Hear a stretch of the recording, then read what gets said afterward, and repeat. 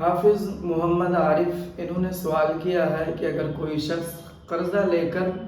اس کا انتقال ہو جائے، پھر اس کے وارثین اس قرضے کو اپنے اوپر لے لے تو بھی میت کو قرضہ لینے کا گناہ ملتا ہے؟ اور اگر وارث قرضہ دینے والے سے کچھ دنوں کی مہلت لے لے اور قرضہ دینے والا مہلت بھی دے دے تو کیا اس دوران بھی میت کو گناہ ملتا رہتا ہے؟ مفتی صاحب، یہ سوال کئی لوگوں کا ہے، آپ سے درخواست ہے کہ اس موضوع پر ایک ویڈیو ریکارڈ کروا دیجئے۔ جی، آپ نے اچھا سوال کیا ہے، اور یہ ایک ایسا سوال ہے کہ ہر شخص کو پیش آ سکتا ہے۔ آدمی کی زندگی میں ایسے مراحل آتے ہیں کہ کبھی وہ مجبور ہو جاتا ہے قرض لینے پر، تو شرعی اعتبار سے قرضہ لینا گناہ نہیں ہے۔ قرضہ تو نبی اکرم صلی اللہ علیہ وسلم نے بھی لیا ہے، لیکن قرضہ لینے کے بعد قرضے کی ادائیگی کیا ہے، یہ واجب اور ضروری ہے۔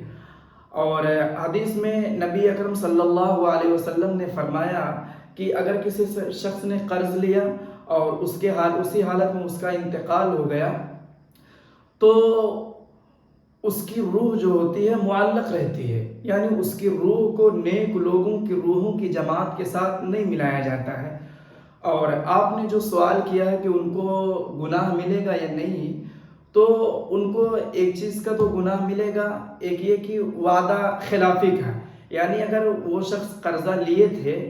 تو قرضہ لیتے وقت انہوں نے ادائیگی کا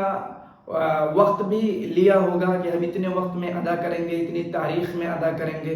تو اگر اس وقت کو، اس تاریخ کو آنے سے پہلے ان کا انتقال ہو گیا ہے تو وعدہ خلافی کا بھی گناہ نہیں ہوگا ان کو۔ لیکن اگر وہ وقت آ گیا ہے اور ادا نہیں کیا، اس کے بعد انتقال کر گئے، تو اس صورت میں وعدہ خلافی کا ان کو گناہ ملے گا۔ جہاں تک بات یہ رہی کہ اگر اولاد، ان کے ورثہ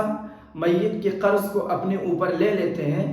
تو اور لینے کے بعد اس قرضے کی ادائیگی کر دیتے ہیں تو پھر قرضہ ان کی طرف سے ادا ہو جائے گا، اور قیامت کے دن ان سے پوچھ گچھ اس سلسلے میں نہیں ہوگی۔ اور دوسری بات یہ ہے کہ اگر مہلت، جو آپ نے سوال کیا کہ وہ اگر مہلت مانگ لیں تو مہلت کی بنیاد پر بھی ان کو گناہ ملے گا یا نہیں، تو جہاں تک بات یہ ہے کہ اگر وہ مہلت دے دیتے ہیں اور آپ مہلت کو قبول کر لیتے ہیں اور مہلت لے کر کے آپ قرض کو ادا کر دیتے ہیں، تو اللہ کی ذات سے یہ امید ہے کہ اللہ تعالیٰ ان کو معاف فرمائے گا اور ان سے پوچھ گچھ نہیں فرمائیں گے۔